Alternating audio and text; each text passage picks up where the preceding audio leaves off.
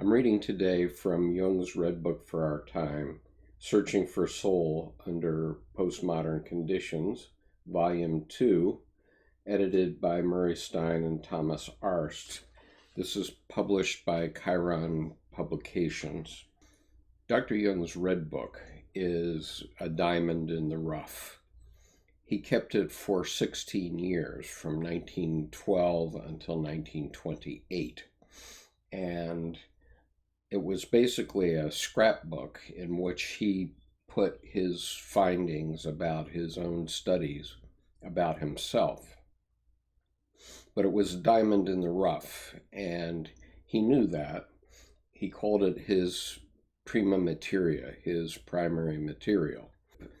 For the next 40 years, he wrote at least 3/4 of his collected works, using the Red Book as his prima materia, but he never published it in his lifetime, and it only became available to the general public in 2009. He did refine the ideas that came up during the Red Book period, and now, since last year, Murray Stein and Thomas Arst have put together a 3-volume series. The second volume is this volume, Jung's Red Book for Our Time, Searching for Soul Under Postmodern Conditions. And you can consider this as the experts cutting the diamond, finding the shining facets of the Red Book. The series has published 2 of the 3 volumes so far, and when all 3 are published, we will have 50 essays on the Red Book from 50 different perspectives. Each one of them is somewhat different, and so they're like the facets of a diamond. The one I'm going to read from today is by a Jungian analyst named Kate Burns, who works as a Jungian analyst in Houston, Texas.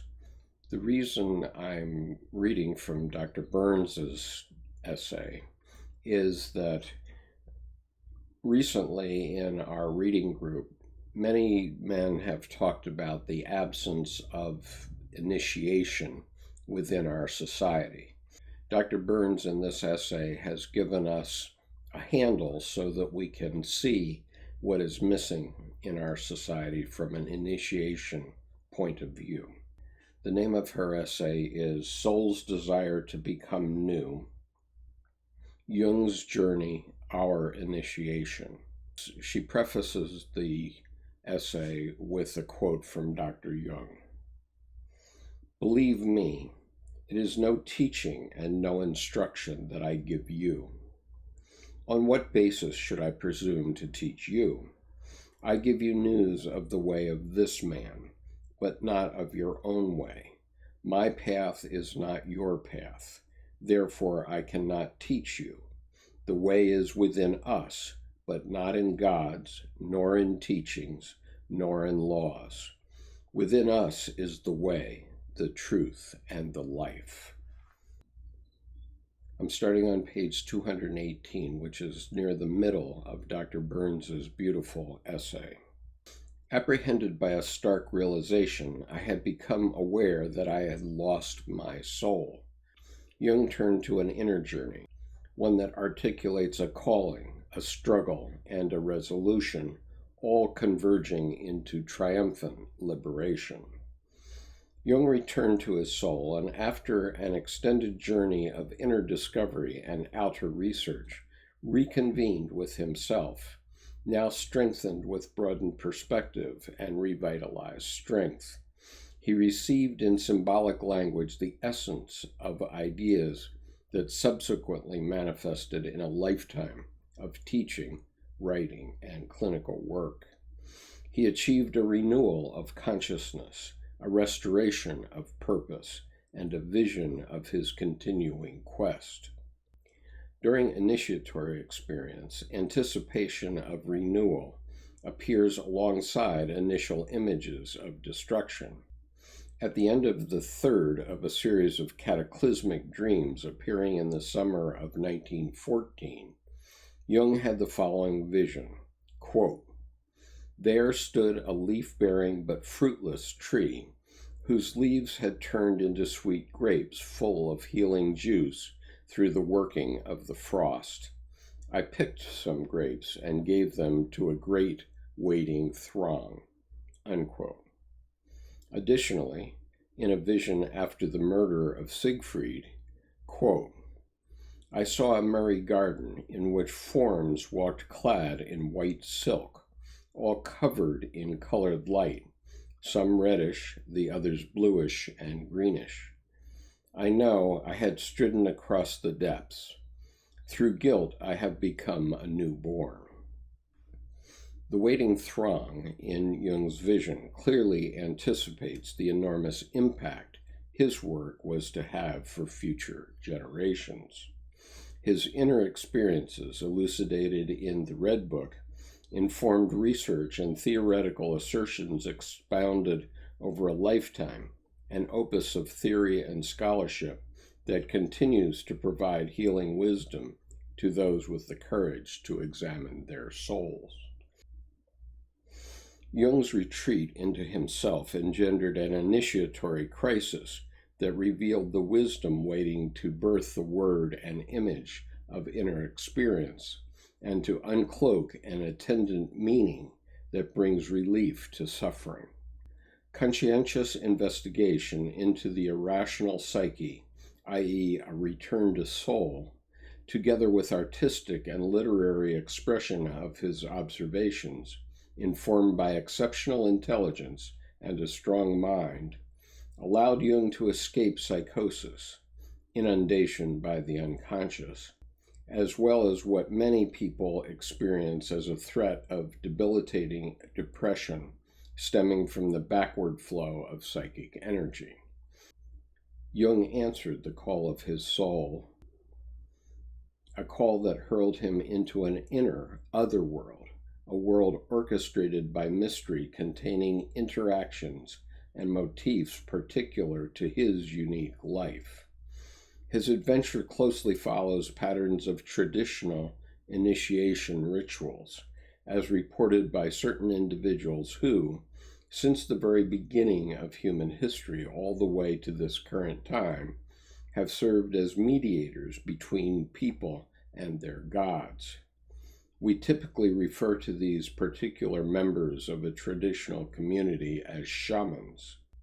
Jung, however, had no traditional elder, no agent or master of initiation, no one experienced in numinous phenomena to assist him, no guide, guru, priest, initiated shaman, or analytical psychologist to offer direction or give support, and certainly no one to interpret his dreams and visions.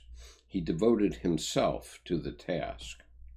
Not long after the series of visions that anticipated the impending world war, the vision of the murder of Siegfried brought Jung to ask himself whether such a vision might mean that he must commit suicide.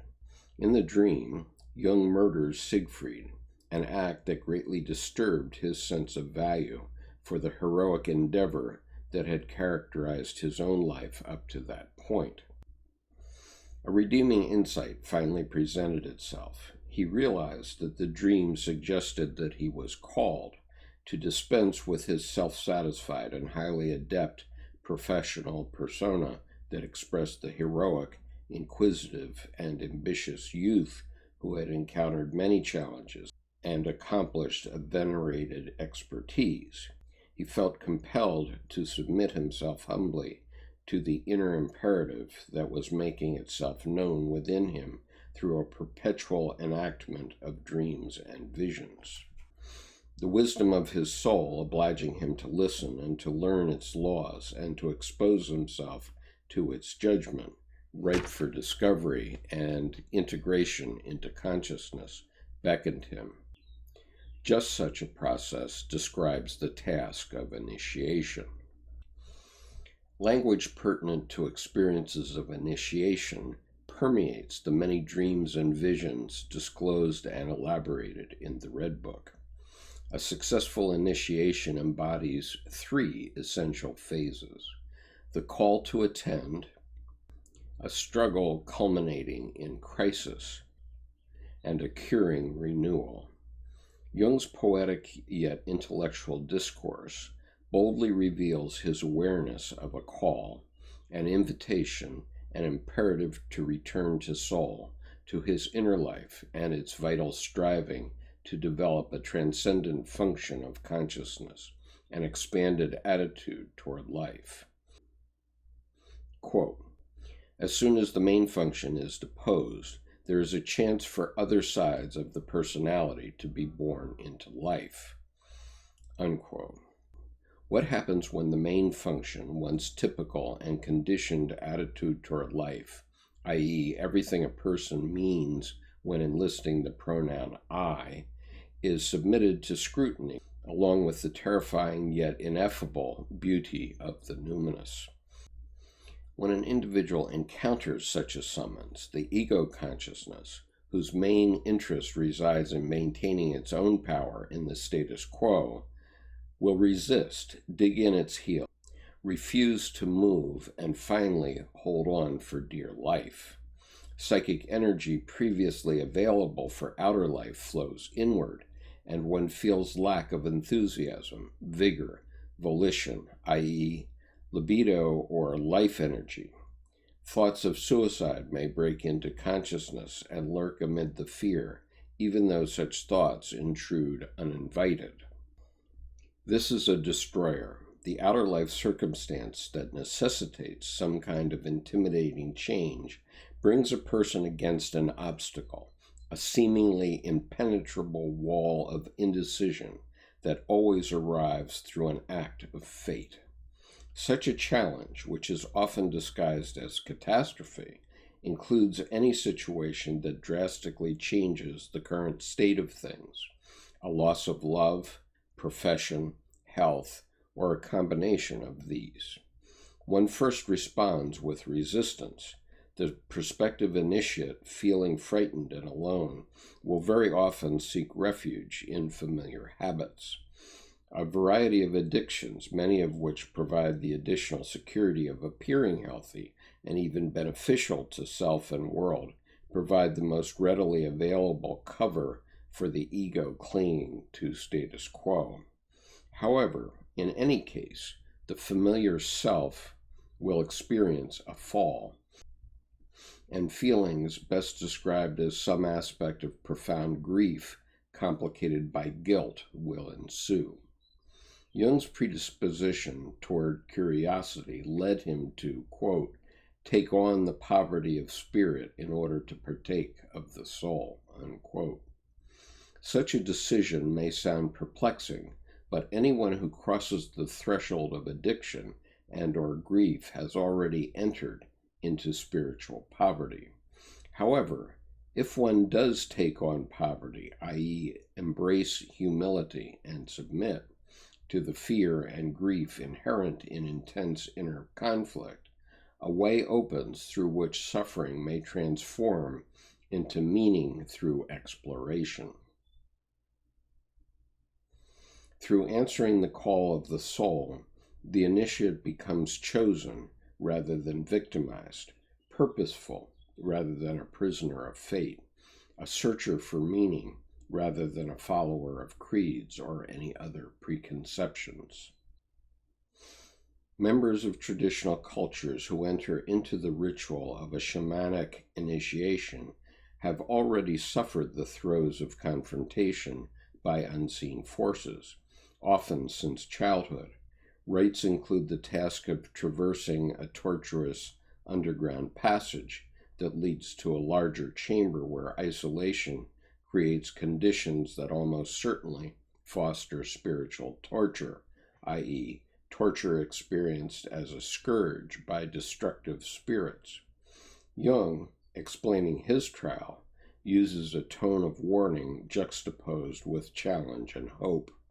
Quote, "Everything will come to you and you will be spared nothing, the mercy and the torment," unquote.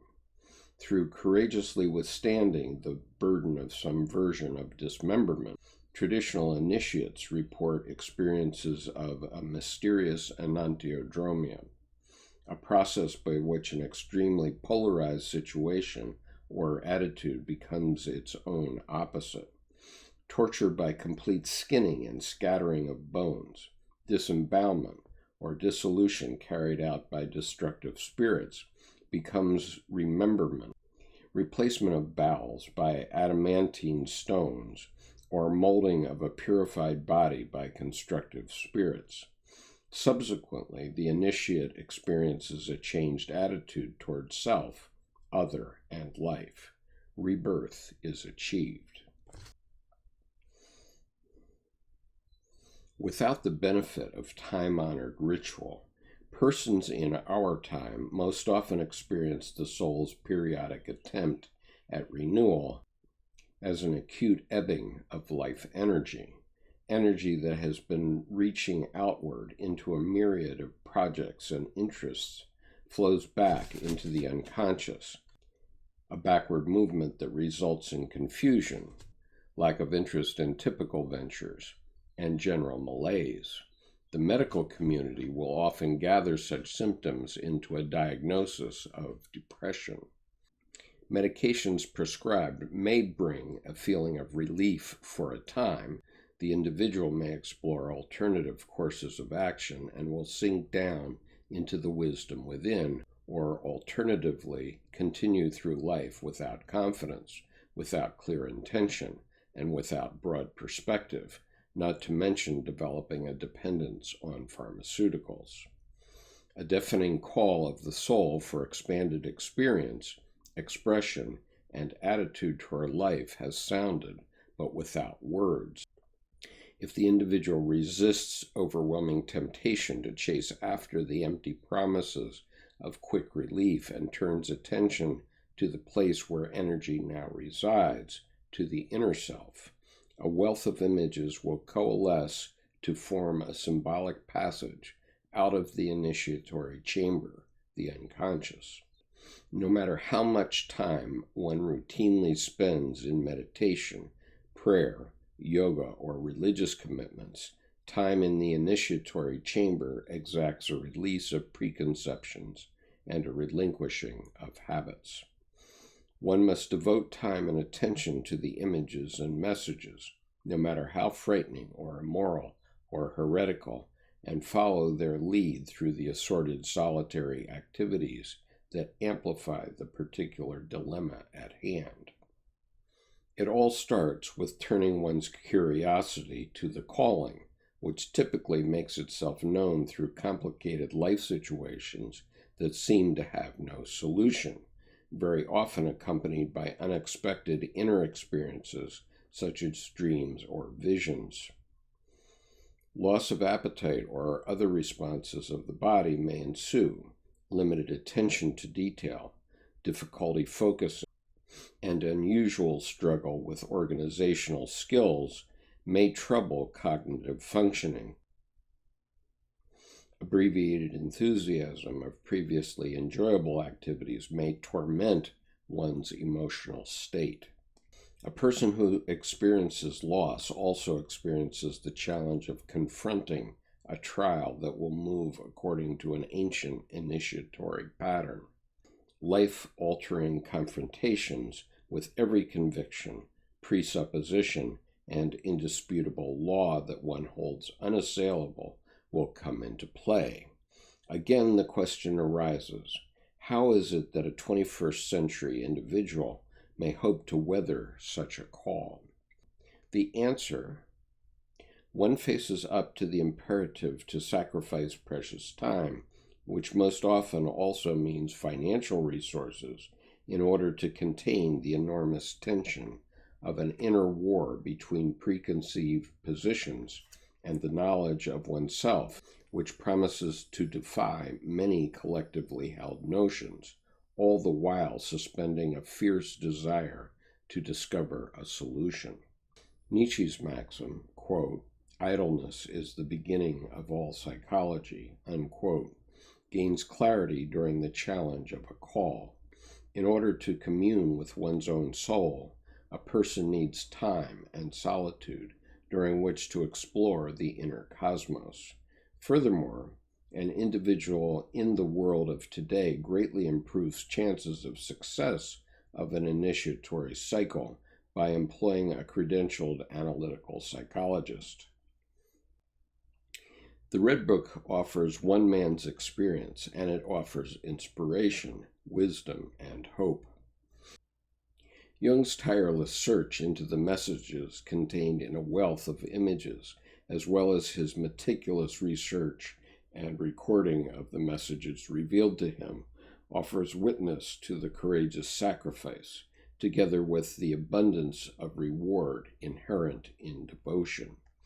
Yet he again implores others not to try and imitate him. This play that I witnessed is my play, not your play. It is my secret, not yours. You cannot imitate me. My secret remains virginal, and my mysteries are inviolable. They belong to me and cannot belong to you. You have your own." Unquote. Jung's experience resembles a mythic underworld journey. He issues the imperative that one must go through the gate of the soul, quote, "utterly poor, miserable, humiliated, ignorant," unquote. This is much like the journey of Inanna, goddess of beauty, desire, and political power in the ancient Sumerian pantheon, who descends to the underworld through 7 gates and sacrifices a piece of her regalia at each gate. Hurled into a state of the temporary madness characteristic of, quote, "possession by unseen forces," unquote, the initiate faces a tense collision of opposites. Quote, "Everything serious is also laughable. Everything fine is also brutal. Everything good is also bad. Everything high is also low. Everything pleasant is also shameful," unquote. Here nothing makes sense, and everything is in flux. Sacrifice of everything previously held as reasonable and valid must be made in order to be released to roam freely with those things considered unreasonable and invalid. Jung says of sacrifice that it is the very reverse of regression. It is a successful canalization of libido. Every person who has been seized by creative madness knows the intensity of such a movement. Jung says to soul, quote, "You weave the thickest darknesses, and I am like a madman caught in your net, but I yearn, teach me," unquote. Again, the reader receives something of a warning that finishes with heroic curiosity coupled with humble submission, willingness, and even yearning for connection to one's inner fountain, for reflection, for access to the unknown parts of oneself, furthers and expands experience of the full potential of oneself, together with knowledge of one's individual way along this journey we call life. The initiate enters a state of crisis, which exacts a need for razor-sharp discernment and pivotal decision. Everything that belongs to one's highest value wants rebirth and strives toward the west, like the sun that will rise anew in the east. When the struggle through the thickest darknesses apprehends the ego consciousness of a 21st century individual who knows little about how to negotiate what may seem like a horror, or at least like an innate yearning, societal structures, cultural traditions, and religious creeds offer little support. Solitude without electronics, attention to inner images, a time for play without toys would challenge to the core a modern person's unacknowledged, even unrealized, addiction to constant diversion, abundant and expected, clamoring from all corners and every second of daily life experience. One needs time to emerge from a life-threatening ordeal, whether from within or in outer life.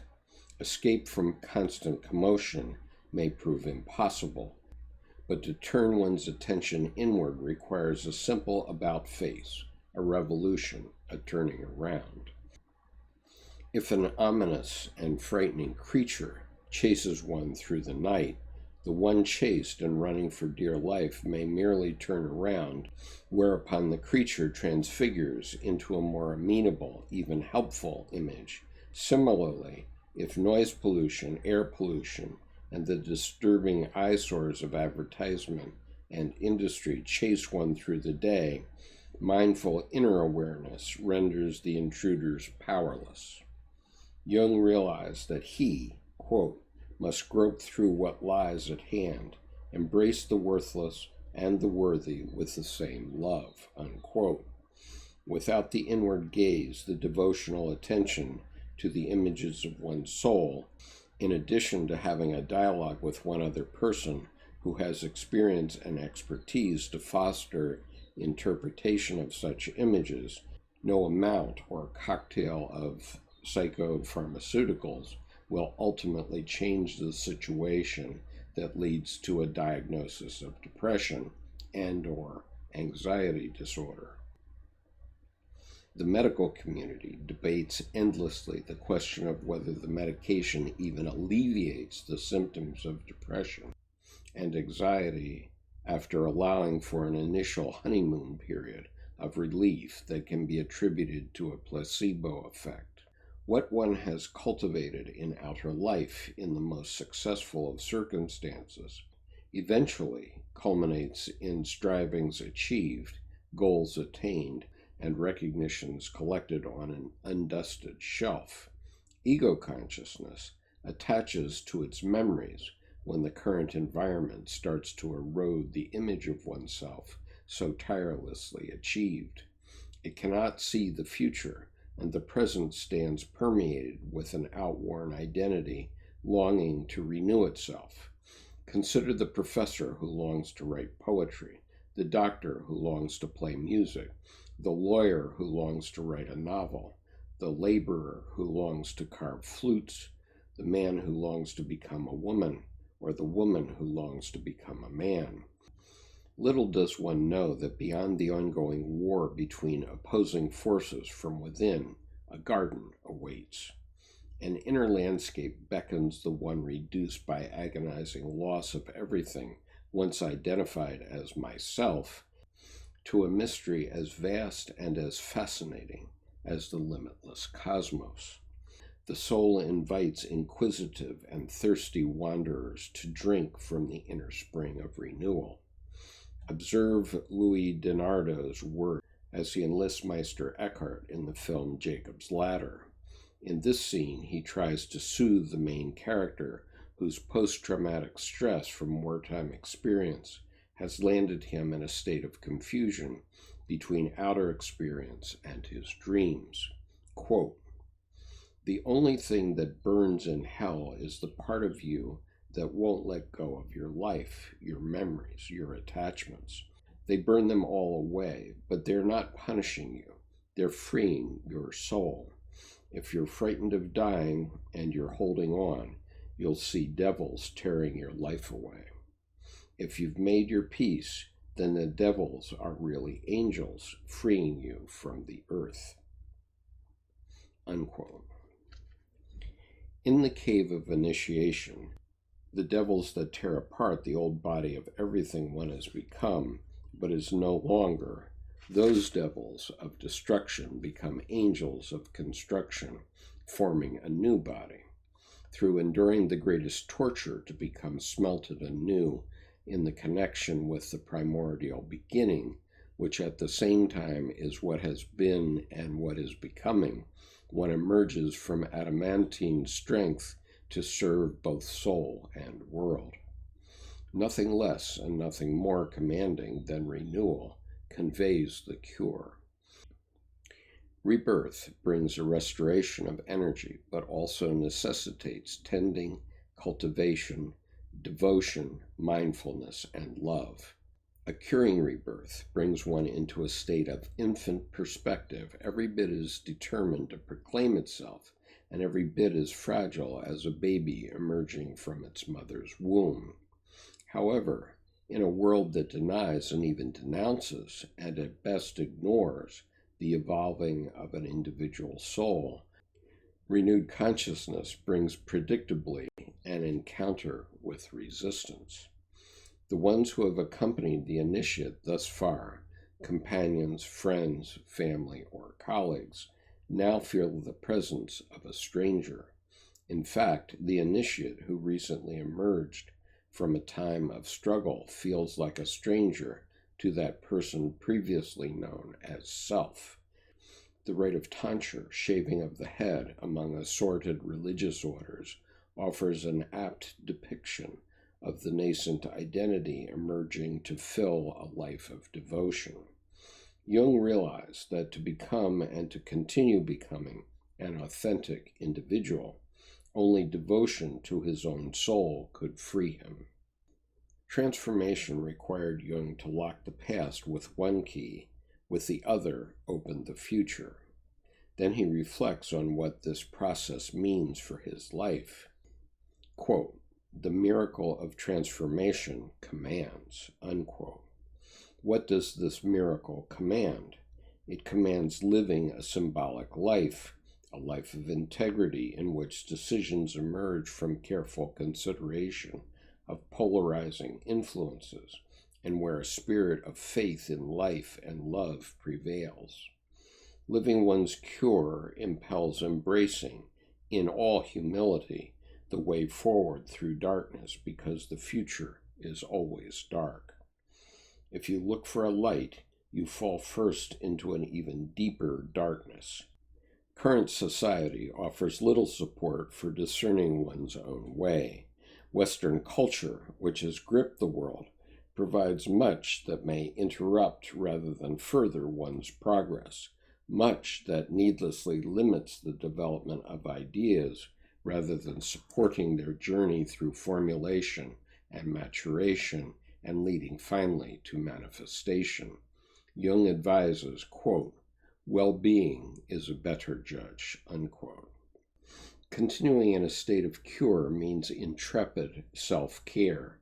It means knowing the desires of the innermost rather than chasing what glitters in a society tortured by greed. It means entering the stream of life, the joy and sorrow of living oneself. One emerges from the cave with the glow of an adamantine body, the wings of a dragon, wisdom through serpentine longing, and the acuity of a crow. Yet also one emerges as a beast of burden who serves its master, which is transformation. Emerging from the initiatory trial means your need and your longing and your pain and suffering have birthed a new axis of meaning. You have sacrificed your cleverness in the world and have submitted to the simple-mindedness of the inner world in order to address and to engage with your soul. You have become the humble frog in order to converse with the dragon of wisdom, which harbors your own idea. In the midst of suffering and loss, a world-weary individual bends a knee to something unknown that reveals itself through one's mindful attention. The ineffable unknown, which defies description, bathes in love the one who searches for healing balm.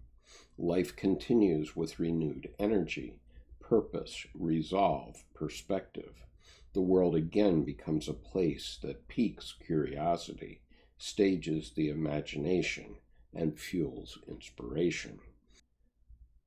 Every initiation in every lifetime invites the initiate to embark upon and cultivate a unique, sacred devotional path, clearing the enigmas along the way.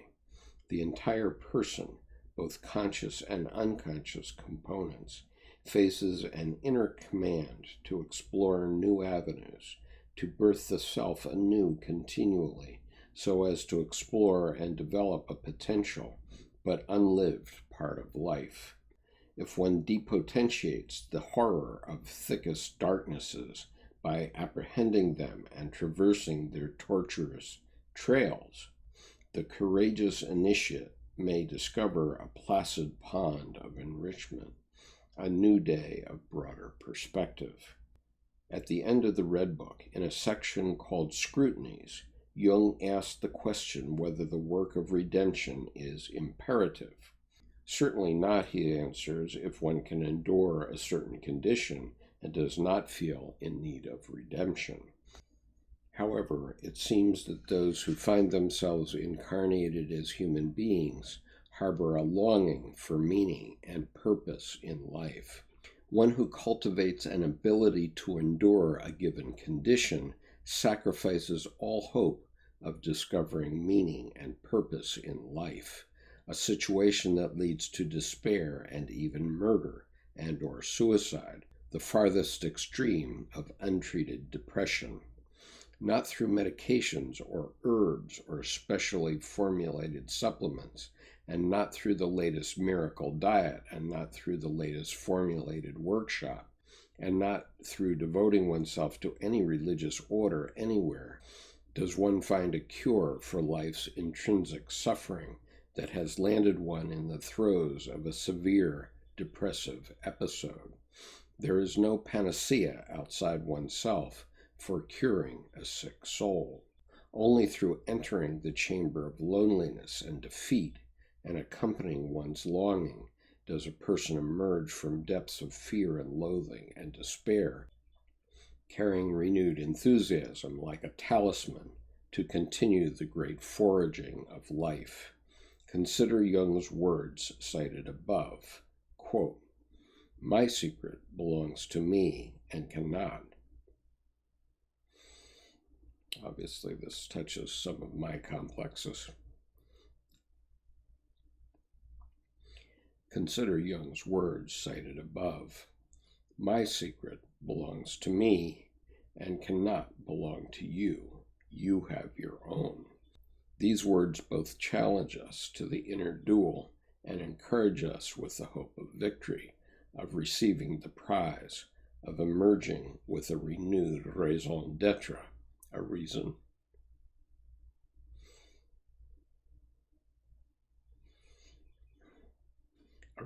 for being.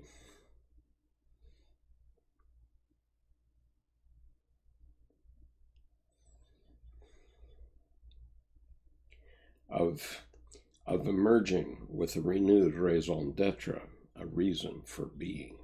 There were a few things in the beginning of it that I left out because I wanted to emphasize the aspect of initiation in my reading.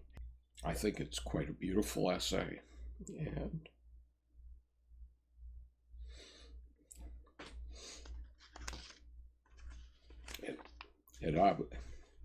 it obviously moves me quite a lot, and that's why I wanted to share it with you.